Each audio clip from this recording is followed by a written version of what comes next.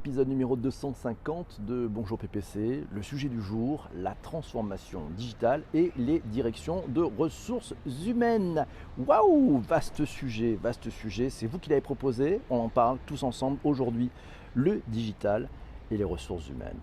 Le digital constitue, vous le savez, un terrain propice à de multiples opportunités pour les DRH, les directions des ressources humaines. Pour certains DRH, le digital est parfois par contre mal vécu. Mal vécu parce que le digital c'est un facteur de changement trop nombreux, trop rapide parfois. Ouais, il est mal vécu parce que ces DRH-là se sentent largués dans ce monde qui bouge trop vite et dont ils ne maîtrisent ni les codes, ni les règles, et ce monde qui, à vrai dire, ne correspond pas à leurs aspirations profondes, à leur vision qu'ils ont de l'entreprise. Eux, ils étaient biberonnés à la hiérarchie toute militaire des organisations du siècle d'avant.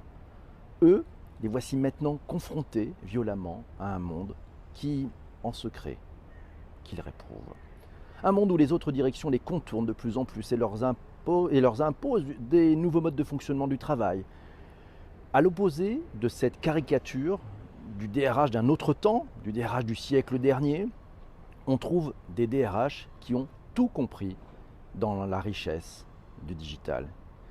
Ces DRH-là, ils sont bien dans le match, ils se saisissent des opportunités du digital et de ses outils pour revisiter leurs méthodes, revisiter leurs process. Le digital ne leur fait pas peur, bien au contraire, c'est même devenu, pour certains, leur meilleur ami.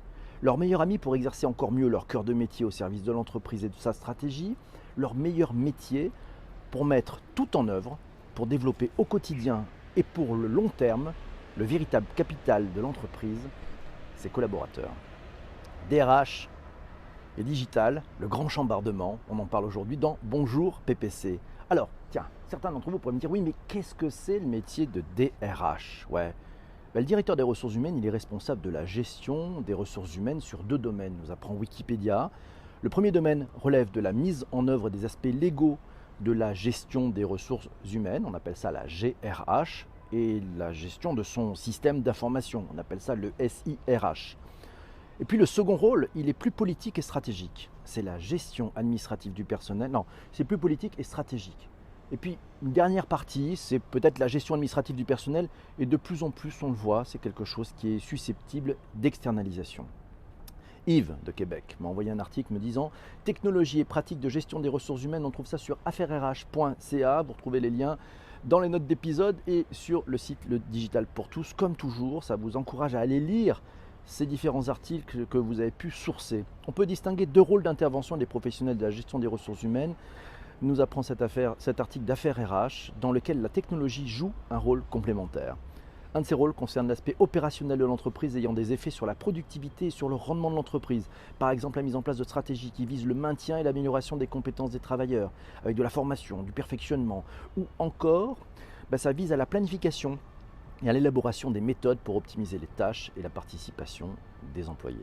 L'autre rôle, il se rapporte à l'appui apporté par le service des ressources humaines à la gestion des services d'information sur les employés, tant sur les plans administratifs, avantages sociaux, rémunération, etc., que sur les plans organisationnels, le recrutement, l'élaboration et la gestion des politiques de développement organisationnel. Voilà, le métier il est riche, il est large, il y a plein de choses à faire et le digital a toutes ces choses là-dessus. Voilà, moi ma DRH elle glande rien, nous dit non, pas forcément, c'est pas vrai. Alors c'est Cécile qui nous dit du process de recrutement à l'onboarding, de la communication interne à l'employé advocacy, de la gamification, de la formation, mais le digital a tout changé. Pour le meilleur parfois, mais aussi pour le pire quand il n'est que prétexte. Et c'est Yves qui nous a trouvé encore un autre article, Gestion des ressources humaines et nouvelles technologies. C'est une formation à distance de l'université Laval. Ouais, vous trouvez ça, c'est distance.ulaval.ca. Voilà, on apprend que cette université Laval à Québec donne des cours sur ce sujet pour mieux préparer les jeunes et moins jeunes à cette tendance d'ailleurs. Ce cours, il vise à présenter la notion de technologie nouvelle, ses effets sur l'organisation du travail, sur les rapports humains, sur les acteurs concernés et la gestion des ressources humaines. Il présente également les stratégies de gestion des ressources humaines à adopter afin de faciliter l'implantation des nouvelles technologies, formation, structuration, réorganisation du travail, communication dans l'entreprise. Et c'est Stéphanie qui nous dit que c'est probablement le métier le plus impacté par le digital, car l'humain est au centre et au cœur. Et oui, Et certains me disent oui mais les RH ont un peu lâché la main, sont rentrés peut-être un peu trop dans le process et moins dans l'humain. Et ça, c'est là où ça fait mal. Alors c'est Sarah qui nous dit je vais voir mes RH justement cet après-midi. Tu pourras leur dire, voilà, tu pourras leur dire effectivement un grand coucou. Et leur job est très important. Et c'est Benoît qui nous dit c'est pas gentil de mettre tous les salariés de ta RH dans le même panier. Voilà, non c'est vrai, il a raison Benoît. Ouais, il ne faut pas faire ça seul, c'est pas bien. Alors c'est un direct, bien entendu, avec vos commentaires. Expérience collaborateur, les RH sont-ils en retard? Un article trouvé sur spix.com nous apprend que de la même manière que le marketing a évolué ces dernières années vers la construction d'une relation avec le client, les RH doivent ainsi passer d'une approche transactionnelle à une approche relationnelle avec les collaborateurs. Et oui, c'est comme ça que ça se passe.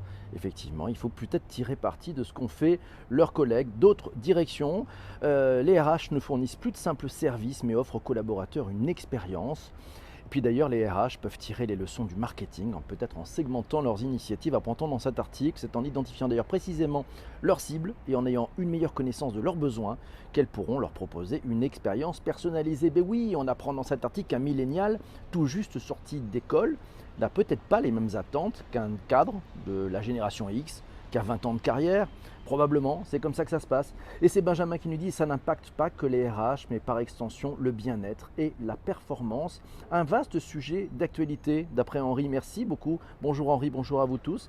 Merci pour vos partages. Le mot le plus important, nous dit Corinne, c'est quand même le H de humain. Exact, bonjour à Live 660 qui vient de nous rejoindre. C'est probablement effectivement ce qui change. Article sur l'innovation managériale parce qu'elle n'est pas que digitale d'ailleurs. C'est Laura qui nous a trouvé cet article dans psychologie.com.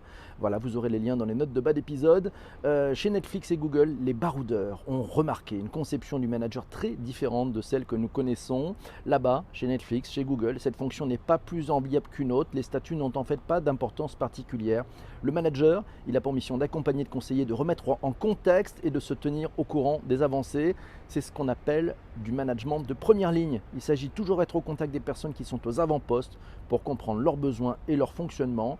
On parle là-bas de leader plutôt que manager et ceux-ci utilisent davantage leur expérience que leur autorité pour acquérir de la crédibilité et s'imposer naturellement. Super article, merci Laura de nous l'avoir trouvé. Les RH, c'est Shadia qui nous dit les RH sont perdus, les pauvres, la remise en question nécessaire à l'évolution est difficile.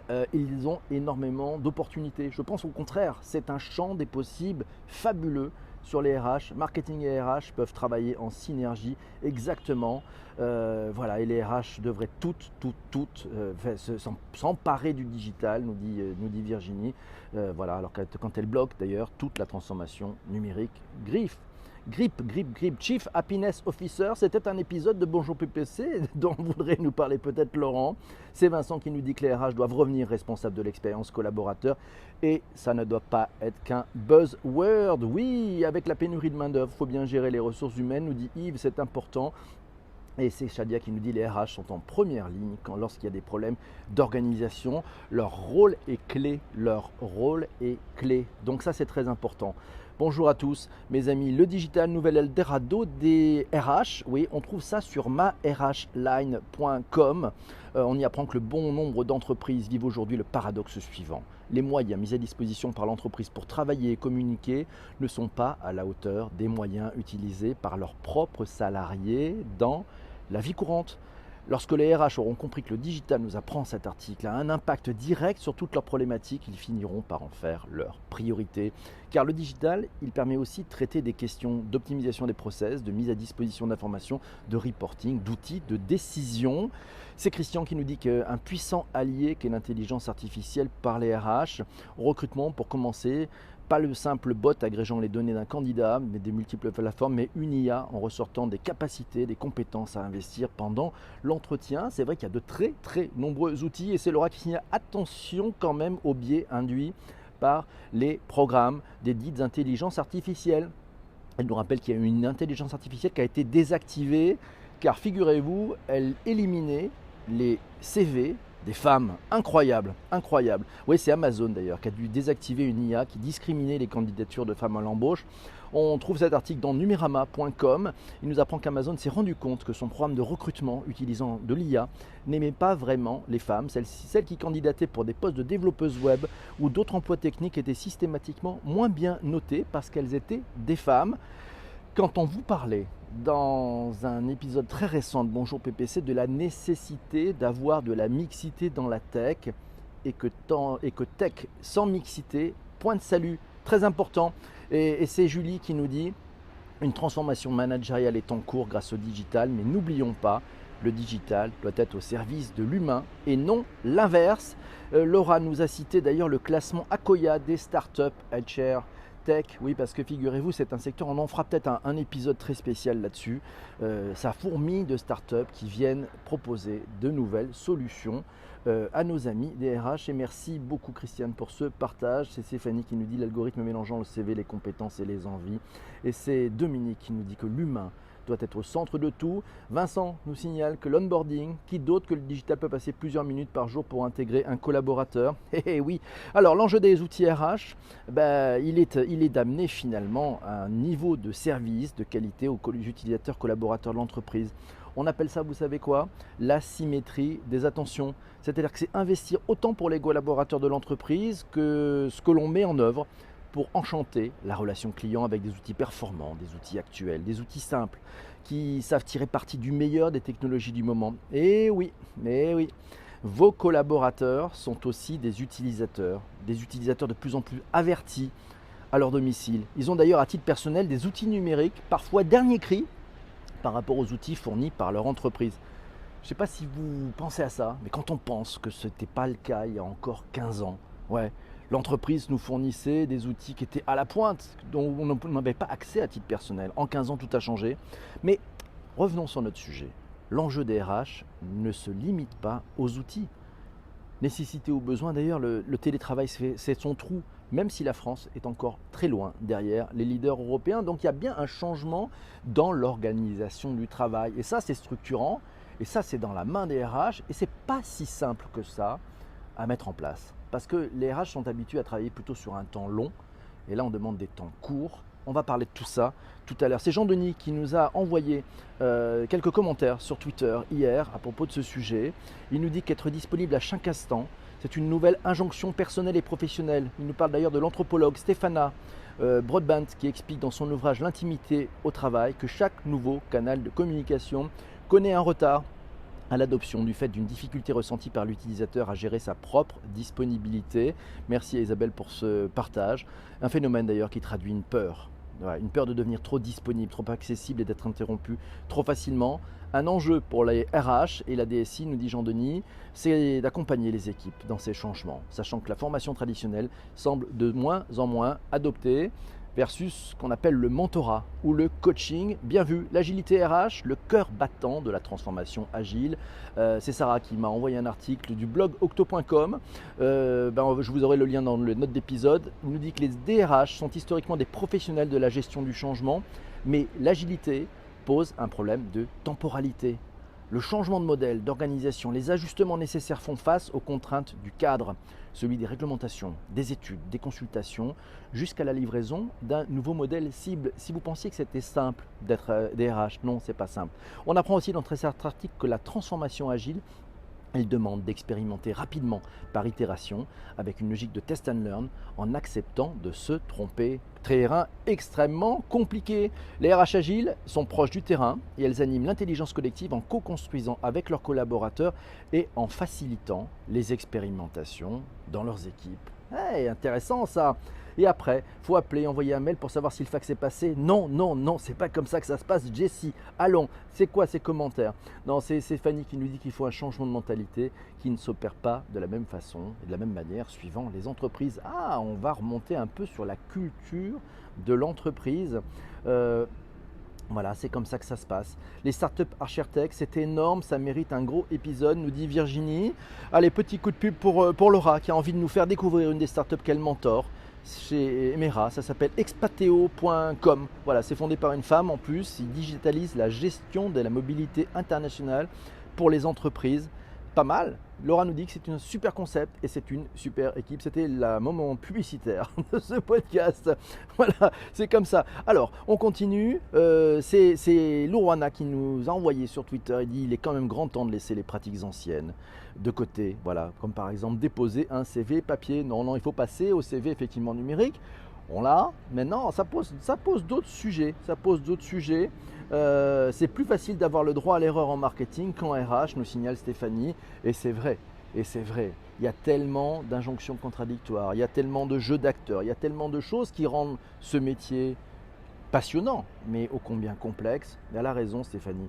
Avec des startups comme 365 talents, le collaborateur devient acteur de son profil RH, nous dit Hervé. Bien vu, merci, j'y avais pas pensé, tiens. Merci beaucoup, c'est Vincent qui nous dit que les RH font partie de ceux qui disent qu'il faut être agile et souvent ceux qui se plaignent de leur entreprise, que leur entreprise ne l'est pas assez. Mais eux, nous dit Vincent, ne le sont finalement que rarement. Si on parle d'innovation avec les RH, et Vincent nous dit qu'il le vit au quotidien avec son entreprise, il est confronté à plusieurs contraintes qui empêchent l'agilité. Alors il nous a listé. 1. Il travaille avec des cycles de vie et de financement sur l'année. Si tu arrives trop tard, tu attends 1 an avant d'être considéré, et si tu arrives trop tôt, c'est pareil. Deuxièmement, ils sont plus prescripteurs que décideurs.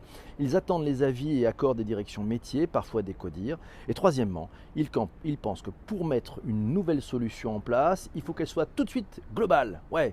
Difficile de leur faire tester un pilote sur un panel. Merci Vincent pour ce témoignage. Voilà, une start-up face à une DRH. Voilà. Et quatrième point, il continue, il en a d'autres. Quatrième point, il dit les DRH sont frileux. Rares sont ceux qui imposent des idées innovantes. Il faut un état d'esprit et beaucoup ne l'ont pas. Il ne faut pas leur en vouloir car leur métier est un plein changement. Ils doivent eux aussi apprendre l'agilité, conforter leur nouvelle position. Tout cela se retrouve dans une difficulté d'innovation. Et cinquième point, Vincent allait l'oublier, selon la structure, les 4 points précédents sont encore les plus forts, mais des fonctions support, groupes et des entités ou BU hyper responsables, ils doivent prendre leur bâton de pèlerin, vendre leurs solutions en interne, et c'est fréquent. Dans les grands comptes, nous signale Vincent, donc le métier, il n'est pas si simple que ça. On peut toujours critiquer, non, c'est pas bon. Il y a une énorme mutation, c'est arrivé très vite, ça s'est joué en 15 ans, et c'est un métier qui se joue plutôt sur le temps long, donc habitué plutôt à un temps long, pas à un grand chambardement. Et donc ça veut dire qu'il y a une nécessaire prise en compte que l'ARH doit elle aussi faire sa propre transformation dans les esprits, mais c'est pas mal. Et puis avec les outils, mais on y arrive, hein, ça se passe plutôt bien. C'est Maillard, je peux dire que ce live est le plus intelligent du web avant d'être bloqué. Non, le test and learn sur les humains, nous dit Delphine, il faut faire attention. Oui, c'est très difficile, hein. On est sur quelque chose de très sensible. C'est l'humain, c'est vous, c'est moi, c'est nous tous. Voilà, donc en fait, il y a peut-être des logiques de pilote à tester des choses, dans des choses qui sont un peu contingentées, en annonçant tout de suite la couleur. Si ça ne marche pas, on reviendra en arrière.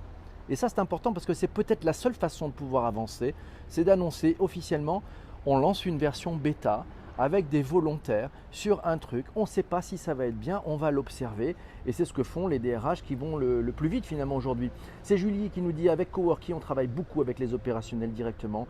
Les RH veulent un suivi. Et oui, elles veulent un suivi des activités, mais elles n'ont pas le temps de recruter très vite pour les projets. Elles ont quand même beaucoup de choses à faire. C'est RH, c'est important. Voilà, alors c'est Yves qui nous dit de plus en plus d'entrepreneurs vont voir leur réseau social avant embauche. Attention à ce qu'on publie. Effectivement, il a raison Yves.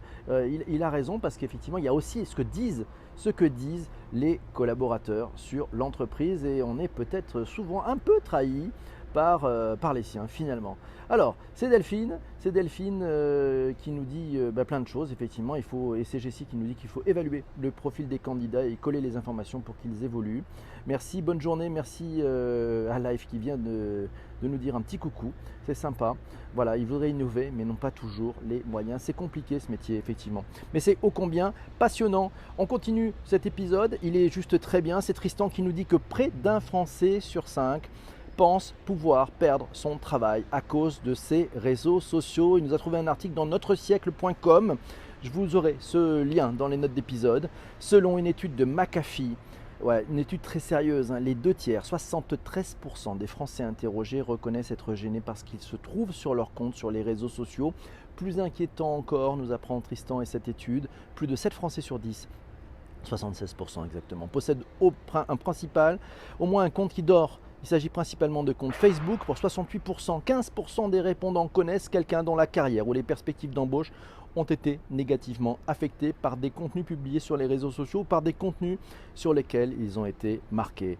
Pour ces mêmes raisons, 18% des répondants reconnaissent qu'ils pourraient perdre leur emploi, 8% avouent avoir été écartés ou encouragé un collègue à écarter un candidat à l'embauche et pas moins de 7% ont été licenciés pour des traces trouvées sur des réseaux sociaux. Waouh, waouh, waouh, il faudrait peut-être avoir que des profils qui soient lisses, sans odeur et sans saveur, mon Dieu, mon Dieu. Les réseaux sociaux sont devenus des outils de personal branding, dur de s'en servir à titre perso. Voilà, et l'inverse peut affecter effectivement positivement d'ailleurs une entreprise, et c'est Stéphanie qui nous donne le mot de la fin. Il y a peut-être aussi un vrai sujet, c'est l'employee advocacy. Peut-être voilà, c'est peut-être au RH de c'est peut-être au RH de s'emparer aussi de finalement de la trace et du fait que les collaborateurs soient fiers de bosser dans leur boîte. Donc vous le voyez, il y a quand même énormément de sujets, énormément de champs des possibles, une difficulté à prioriser tout ça. Dieu que ce métier est compliqué, mais Dieu que ce métier est passionnant. Voilà, mille merci mes amis pour avoir écouté cet épisode, pour l'avoir co-créé tous ensemble. Le sujet de demain, pour ceux qui sont en replay, voilà, on va parler d'un sujet fabuleux, ce que le vocal permet. On va parler de la voix, on va parler du vocal, on va parler des assistants vocaux. Bref, préparez-vous, on va balancer un tweet tout à l'heure et vous avez la journée pour participer. Si vous voulez participer, si vous n'êtes pas présent en live, pour ceux qui sont en live, vous restez avec moi, on continue, on va parler des prochains sujets. Ciao, bonne journée.